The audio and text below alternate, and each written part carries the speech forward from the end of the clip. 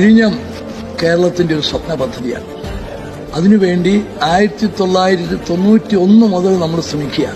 സംസ്ഥാനത്തിന്റെ താൽപര്യങ്ങൾ സംരക്ഷിച്ചുകൊണ്ട് ഈ വിഴിഞ്ഞം തുറമുഖ പദ്ധതി നടപ്പിലാക്കിയിരിക്കും, യാതൊരു സംശയവുമില്ല. അതിന്റെ പേര് അഴിമതി.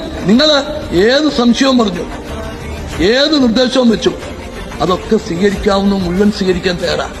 പക്ഷേ അഴിമതി ആരോപണം ഉന്നയിച്ച് ഇതില്ലാതെയാക്കാമെന്ന് ധരിച്ചാൽ നടക്കില്ല. ഒന്നുകൊണ്ടും സർക്കാരിനെ വരട്ടി കളിയാമെന്ന് കരുതണ്ട.